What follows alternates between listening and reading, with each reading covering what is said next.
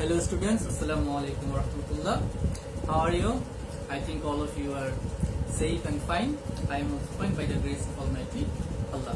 Today it's our lecture 4. In last 3 class we discussed about unseen and seen comprehension. So I think all of you got that lecture and read in your house very attentively. তো শিক্ষার্থীরা আজকে আমরা যে বিষয়টি আলোচনা করব সেটি হচ্ছে আমাদের যে 1 থেকে 8 নম্বর কোশ্চেন পর্যন্ত আমরা সিন এবং আনসিন পার্টে আলোচনা করেছি। এরপরে আমাদের যে আইটেমগুলো আছে তার মধ্যে রয়েছে ডাব্লিউএইচ কোশ্চেন, তার মধ্যে রয়েছে fill in the blanks, instructions, rearrange এবং একদম লাস্টে রয়েছে আমাদের ফর্ম পূরণ করা। তো এই বিষয়গুলো উত্তরপত্র আনসার করতে গেলে আমাদেরকে আমাদের গ্রামাটিক্যাল বিষয়গুলোর প্রতি একটু নজর দেওয়া প্রয়োজন। আমাদেরকে সেন্টেন্স গঠনের দক্ষতা খুব ভালোভাবে অর্জন করা প্রয়োজন। ইতিমধ্যে তোমরা যে সিন এবং আনসিন কম্প্রিহেনশনের মধ্যে দেখো আমাদেরকে কোশ্চেন আনসার করতে হয়েছে, আমাদেরকে শর্ট কম্পোজিশন লিখতে হয়েছে, আমাদেরকে লেটার লিখতে হয়েছে। তো সেই বিষয়গুলো আনসার করতে যখন আমরা গিয়েছি আমাদেরকে কিন্তু দীর্ঘভাবে শুদ্ধভাবে বাক্য গঠন করতে হয়েছে। সো এই বিষয়ে আমাদেরকে একটু ভালো জ্ঞান অর্জন করতে গেলে আমাদেরকে ইংলিশ গ্রামারের বিষয়ে একটু ভালো জ্ঞান অর্জন করতে হবে। তো আজকে আমরা যে টপিকটি আলোচনা করব এই টপিক শুধুমাত্র ক্লাস 5 এর জন্য নয়। এই টপিকটি 6, 7, 8 এমনকি নবম দশম শ্রেণীরও কেউ যদি মনে করে এই বিষয়ে তোমার একটু ভালো দক্ষতা অর্জন করা প্রয়োজন, তুমি এই বিষয়টি ফলো করতে পারো, আশা করি উপকৃত হবে। তো শিক্ষার্থীরা আজকে আমরা পার্টস অফ স্পিচ নিয়ে আলোচনা করব। চলো আমরা আমাদের পাঠে চলে যাই।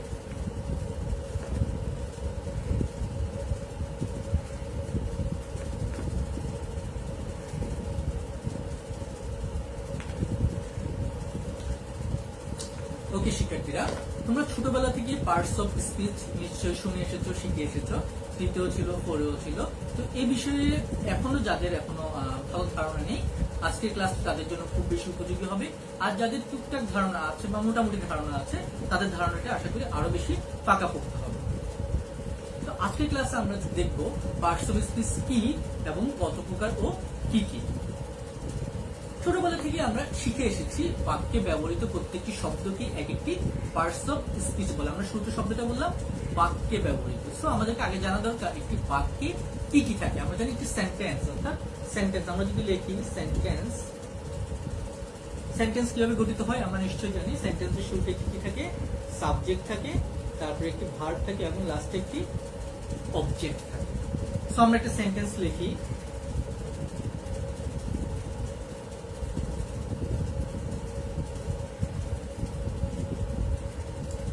লিখলাম দেখো নিশান ইজ এ টিচার। সো খেয়াল করে এখানে সাবজেক্ট কোনটি? নিশান হচ্ছে সাবজেক্ট, ইজ হচ্ছে ভার্ব এবং এ টিচার এই অংশটি হচ্ছে অবজেক্ট। এভাবে একটি সেন্টেন্স গঠিত হয়। তো দেখো এই বাক্যে ব্যবহৃত প্রত্যেকটি শব্দই কিন্তু এক একটি পার্টস অফ স্পিচ, অর্থাৎ এখানে নিশান একটি পার্টস অফ স্পিচ, ইজ একটি, এ, টিচার প্রত্যেকটি শব্দই কিন্তু এক একটি পার্টস অফ স্পিচ। আজকে আমাদের ক্লাসের উদ্দেশ্য হচ্ছে এই প্রতিটি শব্দ কোনটি কোন পার্টস অফ স্পিচ এই বিষয়ে আমাদের একটি সুস্পষ্ট ধারণা অর্জন করা। চলো শিক্ষার্থীরা আমরা আমাদের পাঠে চলে যাই। আচ্ছা, এই বিষয়ে আমরা আমাদের ক্লাসের শেষে আলোচনা করব। এখন আমরা বিষয়টি স্কিপ করছি।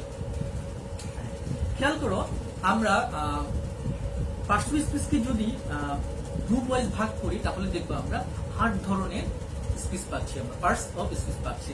খেয়াল করবা আমরা যত ধরনের শব্দ বাক্যে ব্যবহার করি এই প্রত্যেকটি শব্দই এই 8টি বাক্যের কোনো না কোনো গ্রুপের অন্তর্গত। দেখো তো শব্দগুলো কি কি আমরা ছোটবেলা থেকে পরিচিত? Noun, pronoun, adjective, verb and then adverb, preposition, conjunction and interjection. চলো এবার আমরা এই শব্দ এই পার্টস অফ স্পিচগুলো সম্পর্কে আরেকটু ধারণা অর্জন করি। শুরুতে রয়েছে নাউন। আমরা জানি যে কোনো কিছু নামই হচ্ছে নাউন। নাম বলতে নাউন, আর নাউন বলতে নাম। সেটা হতে পারে কি? হতে পারে কোনো ব্যক্তির নাম, বস্তুর নাম, প্রাণীর নাম, স্থান বা ঘটনার নাম। যেমন ধরো আমি যদি কোনো ব্যক্তির নাম লিখি, মনে করো এখানে নিশান ব্যক্তির নাম আছে। তারপর যদি আমি যদি কোনো বস্তুর নাম বলি, যেমন মনে করো প্যান, এটা একটি বস্তু। তারপর আমি যদি বলি কোনো প্রাণী, মনে করো ক্যাট, এটি একটি প্রাণী, এটি একটি প্রাণীর নাম। তারপরে যদি বলি স্থান, মনে করো ঢাকা, এটি একটি নাউন। তারপরে আছে মনে করো ঘটনা, যদি আমি বলি ওয়ার্ল্ড ফার্স্ট, প্রথম বিশ্বযুদ্ধ, তাহলে এটি একটি ঘটনার নাম। তাহলে এখানে দেখো এই যে নিশান, পেন, কাঠ, ঢাকা, ওয়ার্ল্ড ওয়ার ফার্স্ট, প্রতিটি একটি নাউন। তাহলে আমরা নাউন সম্পর্কে আশা করি একটু ভালো ধারণা পেলাম। দেখে আমাদের একটু সেন্টেন্সগুলো দেখে আমরা এখানে যে এক্সাম্পলগুলো দিয়েছি দেখো, Karim does not like to go to school. Karim স্কুলে যেতে পছন্দ করেন, তাহলে দেখো করিম একটি নাউন, সো এটি একটি noun. Kuwait is a Muslim country, Kuwait একটি দেশের নাম, এটি একটি noun. Diamond is very valuable, হীরা খুবই মূল্যবান, তাহলে হীরা একটি ধাতব পদার্থের নাম, এটি একটি নাউন। আমরা আমাদের পরবর্তী পাঠে চলে যাই। শিক্ষার্থীরা, আমাদের পরবর্তী পাঠে রয়েছে প্রোনাউন। আমরা জানি নাউনের পরিবর্তে যাই বসে তাই হচ্ছে প্রোনাউন। আমরা একটু দেখি কেমন ভাবে বসতে পারে।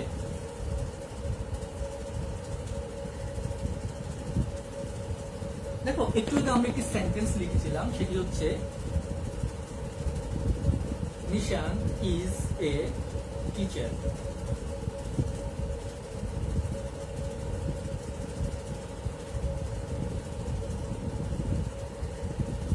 He teaches us English. খেয়াল করো, আমরা একটু আগে জেনেছি যে কোনো কিছু নামই হচ্ছে নাউন। সো এখানে নিশানটা হচ্ছে কি?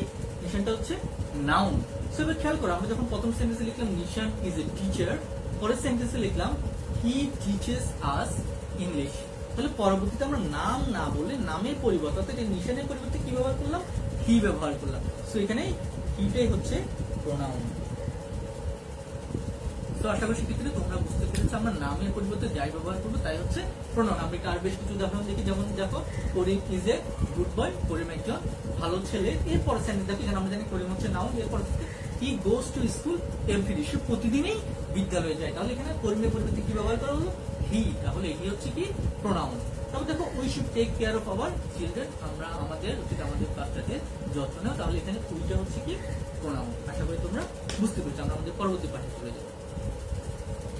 এরপরে রয়েছে অ্যাডজেক্টিভ। আমরা জানি নাউন বা প্রোনাউনের দোষ, গুণ, অবস্থার সংখ্যা, আকার, পরিমাণ ইত্যাদি হচ্ছে অ্যাডজেক্টিভ। কি কি বললাম আমরা?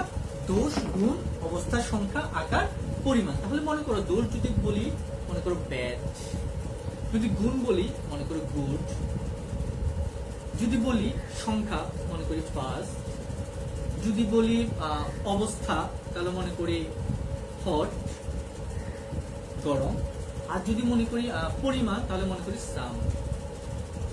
দেখো, এই সবগুলি কিন্তু দেখো ব্যাড দিয়ে খারাপ বোঝায়, গুড দিয়ে একটা ভালো গুণ বোঝায়, ফার্স্ট একটা সংখ্যা বোঝায়, সাম কিছু পরিমাণ বোঝায়, হট একটা অবস্থা বোঝায়। তো দেখো, আমরা যদি এগুলো একটা বাক্যে আকারে লিখতে চাই, যেমন ধরো he is not a bad boy, তারপর লিখি she is a good girl, তারপর লিখি she got first prize, তারপর লিখি she has some books, তারপর লিখি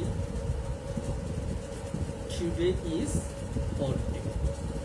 তো তোমরা খেয়াল করো শিক্ষার্থীরা, এখানে বয় হচ্ছে আমরা জানি noun, girl noun, prize noun, books noun, day noun. এগুলো পূর্বে কি ব্যবহৃত হলো? ব্যাড, অর্থাৎ নাউনের দোষ, এই দেখো নাউনের গুণ, নাউনের সংখ্যা, নাউনের পরিমাণ, এই যে নাউনের অবস্থা প্রকাশ করছে। সো এই সবগুলি হচ্ছে কি? অ্যাডজেক্টিভ। এই সবগুলি হচ্ছে অ্যাডজেক্টিভ। তো আমরা বুঝতে পারছি যে সকল ওয়ার্ডটি নাউনের দোষ, গুণ, অবস্থা, সংখ্যা, আকার, পরিমাণ ইত্যাদি প্রকাশ পাবে সেই শব্দগুলো হচ্ছে অ্যাডজেক্টিভ। আমরা একটু উদাহরণে দেখি। Naima is a beautiful girl. দেখো গার্লটা কেমন? বিউটিফুল। সো বিউটিফুল হচ্ছে adjective. She has 3 red pens, তার কয়টি লাল কলম আছে? 3টি। সো 3 একটি সংখ্যা, এটি একটি অ্যাডজেক্টিভ। আবার ঠিক সেম ভাবে রেড, মানে কলমটা কেমন? লাল, এই রেডটিও কিন্তু একটি অ্যাডজেক্টিভ। আশা করি বিষয়টির মধ্যে পরিষ্কার হয়েছে। এরপরে খেয়াল করো ভার্ব, খুবই গুরুত্বপূর্ণ। আমরা ভার্বের আলোচনায় আসি। আমরা জানি ভার্ব অর্থ কাজ বা ক্রিয়া, যে কোনো কিছু করাই হচ্ছে ভার্ব। যে ওয়ার্ড দ্বারা যে কোনো কিছু করা বোঝাবে সেটি হচ্ছে ভার্ব। আমরা এখানে ভার্বের বেশ কিছু এক্সাম্পল দেখতে পাচ্ছি। দেখো, go, eat, sleep, buy, sell, walk, run, see, play, write, give ইত্যাদি ইত্যাদি। যেমন আমরা লিখতে পারি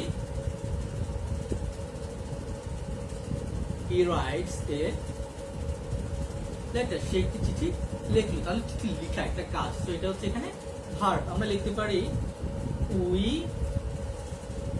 গো টু স্কুল। তাহলে দেখো আমরা কোথায় যাই? স্কুলে যাই। এখানে গো একটি ভার্ব। এভাবে যে ওয়ার্ড দ্বারা তুমি একটি কাজ করা বোঝাবে সেটি হচ্ছে ভার্ব। আশা করি ভার্ব নির্ণয় করতে তোমাদের খুব বেশি কষ্ট হবে না।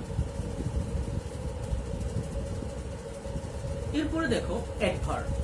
অ্যাডভার্ব কি করে? অ্যাডভার্ব মডিফাই করে। কাকে মডিফাই করে?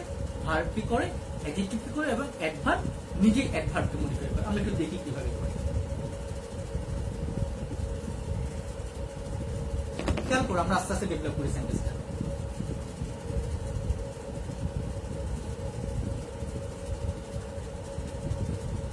দেখো আমরা কি লিখলাম, হি ইজ এ বয়। বলো তো এখানে বয়টা কোন পার্সন স্পেস? বয়টা এখানে হচ্ছে নাউন। কেমন বালক? আমরা যদি বলি he is a good boy, ভালো ছেলে। এবার তুমি বলো ভালো বালক, এখানে গুডটা কোন ফর্মে আছে, কোন পার্সন স্পেস? তোমরা জানো, একটু আগে আমরা শিখেছি, এটা হবে যে অ্যাডজেক্টিভ, আর এটা হচ্ছে নাউন। এবার যদি বলি বাক্যটা কত ভালো, তুমি বলবো খুব ভালো। তাহলে আমরা কি বলবো? Very good boy.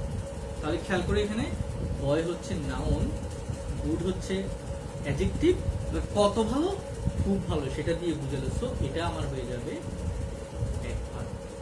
সো এখানে কাকে মডিফাই করলো? এই যে দেখো গুড, এটা হচ্ছে অ্যাডজেক্টিভ, অ্যাডজেক্টিভকে মডিফাই করলো। সো এটা হচ্ছে অ্যাডভার্ব। এবার আমরা আরেকটা সেন্টেন্স দেখি।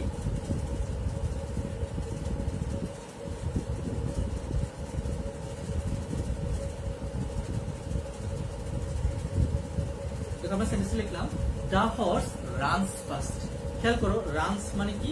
দৌড়ানো। দৌড়ানোটা কি তাহলে? ভার্ব। তাহলে ঘোড়া কিভাবে দৌড়ায়? ফাস্ট, খুব দ্রুত দৌড়ায়, সরি দ্রুত দৌড়ায়। তাহলে এই যে ফাস্টটা কি হবে? ফাস্টটা হয়ে যাবে অ্যাডভার্ব। কারণ কিভাবে দৌড়ায়, কত দ্রুত দৌড়ায় সেটা আমরা বুঝাচ্ছি এই ফাস্ট দিয়ে। সো এটা হয়ে গেল কি? অ্যাডভার্ব। কেন? এটা ভার্বকে মডিফাই করে। কিভাবে দৌড়ায়? ফাস্ট দৌড়। এবার দেখো আমরা বলতে পারি শুধু ফাস্ট না, আমরা বলি ভেরি ফাস্ট। সো আমরা বলতে পারি রানস।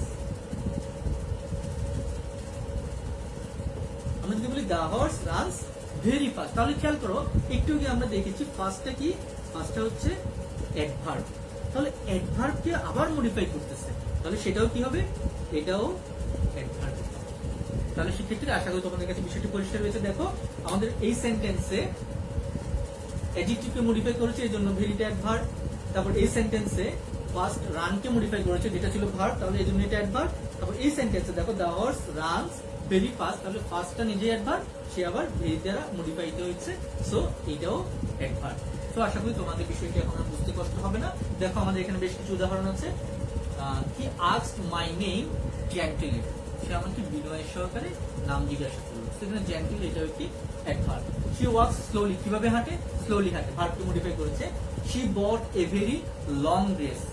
সো এখানে দেখো ভেরিটা দিয়ে এই লং অ্যাডজেক্টিভকে মডিফাই করা হলো, যেটা আমরা একটু আগে একটা উদাহরণের সাহায্যে দেখেছি। সো এখানে ভেরিটা হচ্ছে কি? অ্যাডভার্ব। তো আরেকটা বিষয় তোমরা খেয়াল করবে, অ্যাডভার্বের শেষে সাধারণত এলওয়াই যুক্ত থাকে। এটা সবসময় থাকবে এমন না, প্রায় সময় বেশিরভাগ ক্ষেত্রে দেখবা এলওয়াই যুক্ত থাকে। এভাবে তোমরা অ্যাডভার্ব সহজে চিনতে পারবে। আমরা আমাদের পরবর্তী পাঠে দেখো প্রিপজিশন। প্রিয়ত্ব পূর্বে, পজিশনত অবস্থান। তাহলে প্রিপজিশন কি করে? নাউন বা প্রোনাউনের পূর্বে বসে ওই নাউন বা প্রোনাউনের সাথে কি করে? সংযোগ স্থাপন করে। তাহলে দেখো একটু বোর্ডটাকে পরিষ্কার করে নিই। প্রোনাউন কোনগুলো? In, on, under, with, at, over, of, below, through, by, about, until, etcetera etcetera etcetera. আমরা কিছু উদাহরণ দিই। খেয়াল করো, আমরা একটা উদাহরণ লিখি। The book is on the table. The book is on the table. এই যে দেখো এখানে অন দিয়ে আমি দা বুক এবং এই অংশটার মধ্যে কি করছি? সংযোগ স্থাপন করছি। এই যে দা বুক দিয়ে এই অংশটির সাথে সংযোগ স্থাপন করছি। বইটি কোথায় আছে? টেবিলের উপরে আছে। সো এভাবে করে আমরা প্রিপজিশন খুব সহজে চিনতে পারবো। আর আশা করি প্রিপজিশন চিনতে আমাদের শিক্ষার্থীতে খুব বেশি কষ্ট হবে না, প্রিপজিশন খুব সহজেই চেনা যায়। আমরা আমাদের পরবর্তী পাঠে যাই। এরপরে দেখো কনজাংশন। কনজাংশন কি করে? কনজাংশন বাক্যে দুটি ক্লজ বা বাক্যাংশকে যুক্ত করে। ক্লজ কাকে বলে? সহজ কথায় তোমাদেরকে যদি এখন বলি, যেই অংশের মধ্যে একটি সাবজেক্ট এবং একটি ফাইনাল ভার্ব থাকবে তাকে ক্লজ বলে। তোমরা এই সম্পর্কে আরো উপরের ক্লাসে আরো ভালো জানতে পারবে। তো দেখো এখানে আমরা কনজাংশন হিসেবে কি কি ব্যবহার করতে পারি? And, or, but, yet, for, not, so, because, etcetera ইত্যাদি জিনিস আমরা ব্যবহার করতে পারি। আমরা একটু উদাহরণের দিকে দেখাই।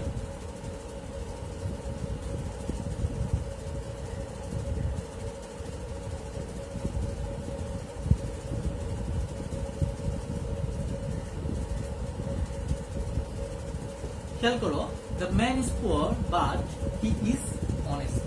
এই যে দ্য ম্যান ইজ পুয়ার একটা ক্লজ এবং হি ইজ অনেস্ট আরেকটি ক্লজ, এই দুটো ক্লজ যুক্ত হলো কি দিয়ে? বাট দিয়ে যুক্ত হলো। সো এটাই হচ্ছে আমাদের কি? কনজাংশন। এটা আশা করি তোমাদের কাছে এখন পরিষ্কার হচ্ছে। এখানে একটা দেখো, এই যে সাবজেক্ট আছে, ভার্ব আছে, সাবজেক্ট আছে, ভার্ব আছে। সো এটা একটা ক্লজ, এটা একটা ক্লজ, দুটি ক্লজ যুক্ত হলো কি দিয়ে? বাট দিয়ে। সো এটাই আমাদের কি? কনজাংশন।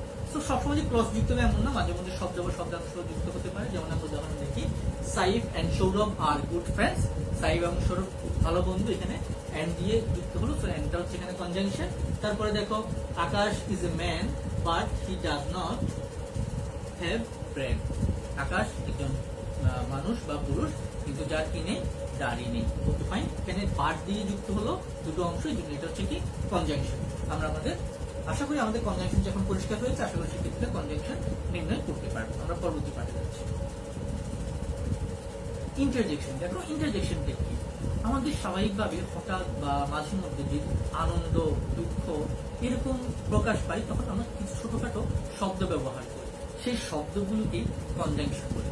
একটা বিষয় তোমরা খেয়াল রাখবে, কনজাংশনের সাথে বাক্যের অন্য ভার্বের অর্থাৎ অন্যান্য পার্টস অফ স্পিচ বা ভার্বের গ্রামাটিক্যাল কোনো সম্পর্ক নেই। কনজাংশন একটি সম্পূর্ণ স্বতন্ত্র একটি শব্দ, যার নিজের একটি অর্থ আছে এবং যা একটি বাক্যে কি করবে? নিজস্ব একটা অর্থ প্রকাশ করবে। যেমন আমরা একটু উদাহরণ দেখি, alas her father is dead. তাহলে খেয়াল করে, এখানে এলাসটা হচ্ছে দুঃখ প্রকাশ করলো যে তার বাবা মারা গেল। আমরা একটা সেন্টেন্স লিখতে পারি। দেখো, আমরা লিখলাম, পুরা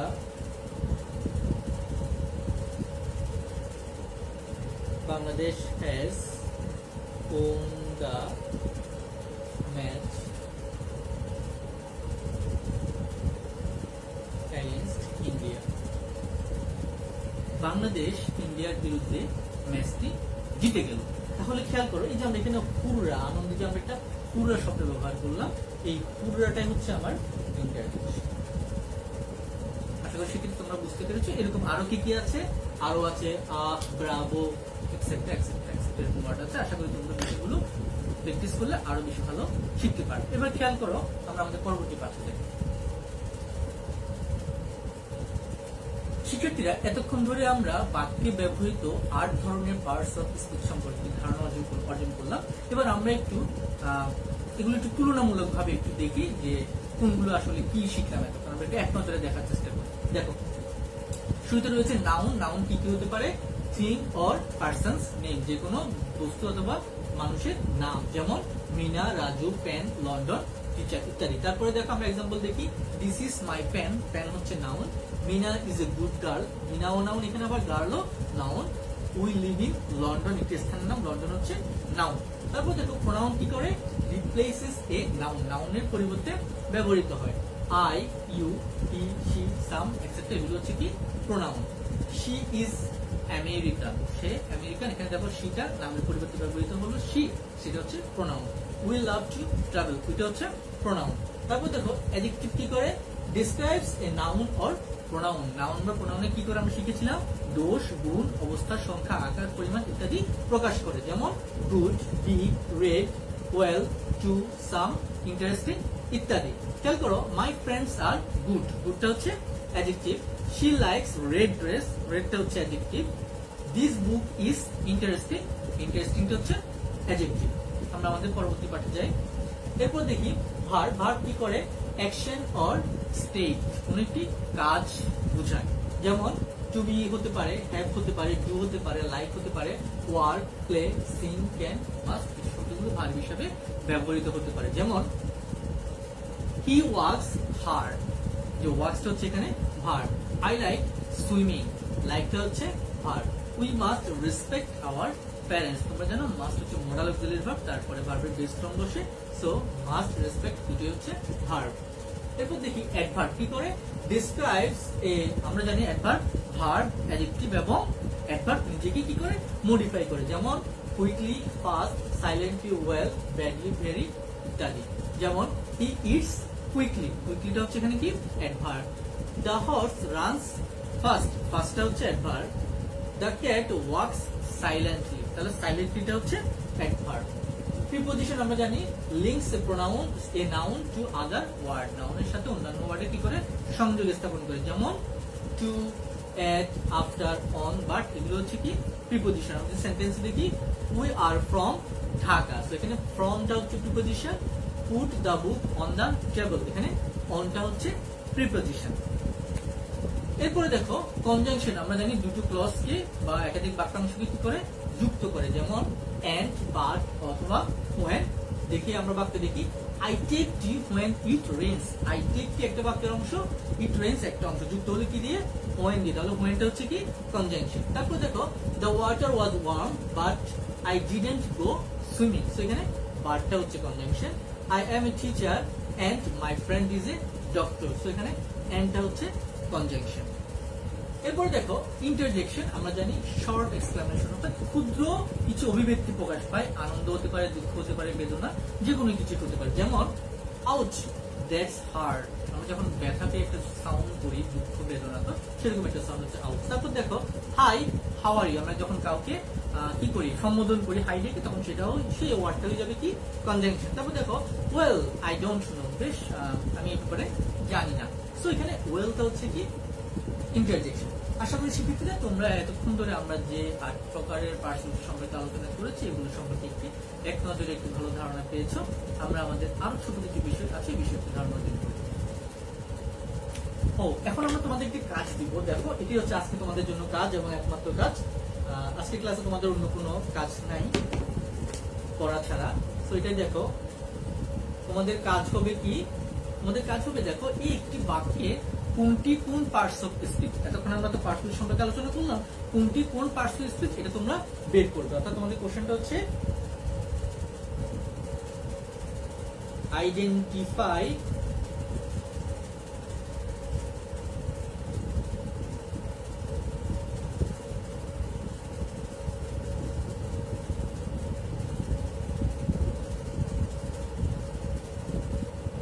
different parts of speech from the sentence.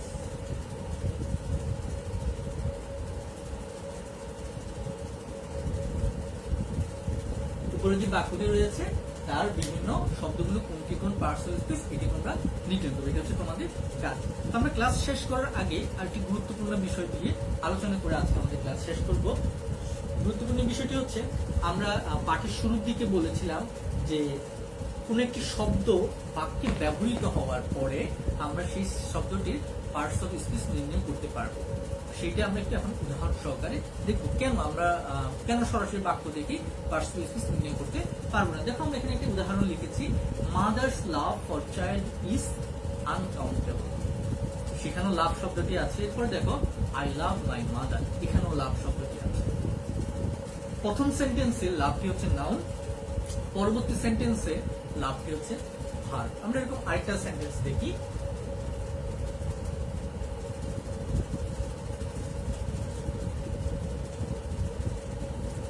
He works hard. তোমরা বুঝতেই পারছো এখানে ওয়ার্ডটা কি, তোমরা চিন্তা করো, আমি একটু পরে বলছি।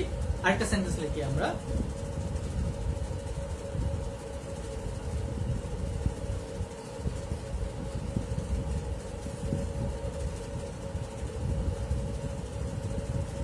প্রথম সেন্টেন্সে লিখলাম হি ওয়ার্কস হার্ড, পরের সেন্টেন্সে লিখলাম his work is very difficult. তোমরা খুব সহজে বুঝতে পারছো এটি হচ্ছে আমাদের ভার্ব, আর এই সেন্টেন্সে দেখো আমাদের ইজ হচ্ছে ভার্ব। সো তাহলে এখানে ওয়ার্ডটা কি, এখানে ওয়ার্ডটা হচ্ছে নাউন। সো দেখো একই শব্দ এক জায়গাতে ভার্ব হিসেবে ব্যবহৃত হচ্ছে, আর জায়গাতে নাউন হিসেবে ব্যবহৃত হচ্ছে। আমরা আরো একটা উদাহরণ দেখি, যেমন ধরো ওয়াক, যেমন আমরা যদি বলি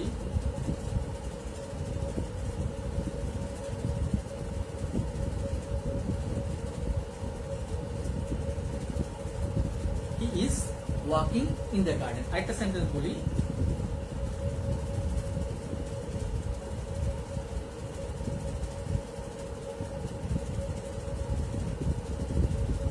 walking is a good exercise. তাহলে খেয়াল করো, তোমরা বুঝতে পারছো এখানে এই ওয়াকিংটা কি, এটা হচ্ছে ভার্ব, প্রেজেন্ট কন্টিনিউয়াস টেন্সে আছে। So he is walking in the garden, ওয়াকিংটা হচ্ছে এখানে ভার্ব। আর পরবর্তী এখানে দেখো walking is a good exercise, হাঁটা একটি ভালো ব্যায়াম। তাহলে এখানে একটু ব্যায়ামের নাম বলছে হাঁটাই, সো এখানে এটা ভার্ব হবে না, এখানে এটা হচ্ছে নাউন। তো সেক্ষেত্রে তোমরা দেখতে পাচ্ছ যে আমরা একই শব্দকে কিভাবে ভিন্ন ভিন্ন পার্টস অফ স্পিচে ব্যবহার করতে পারি। দেখো তোমাদের সামনে আরো বেশ কিছু উদাহরণ আছে, তোমরা একটু এগুলো দেখবে। প্রথমে আমরা ওয়ার্ড দিয়ে আরো দুটো উদাহরণ দেওয়া আছে, বাট দিয়ে দেখো। হ্যাঁ দেখো বাট দিয়ে উদাহরণটা আমরা একটু দেখি। জন কেম বাট মেরি ডিডন্ট কাম। সেই সেন্টেন্সে বাট অর্থ কিন্তু বুঝাচ্ছে। বাট অর্থ যখন কিন্তু বুঝাবে তখন সেটা হচ্ছে কনজাংশন। আর পরের সেন্টেন্স দেখো, এভরিওয়ান কেম বাট মেরি। সবাই এসেছে কে ছাড়া? মেরি ছাড়া। তাহলে এখানে মেরিটা ছাড়া অর্থ প্রকাশ হচ্ছে, বারটা ছাড়া অর্থ প্রকাশ। তাহলে বার দিয়ে যখন ছাড়া অর্থ প্রকাশ পাবে অর্থাৎ তখন বারটা হয়ে যাবে কি প্রিপোজিশন। আমরা আরেকটা এক্সাম্পল দিতে পারি,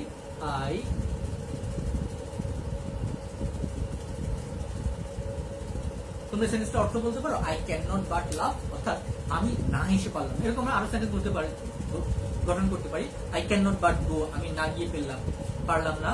I can not but do this, আমি এটা না করে পারলাম না।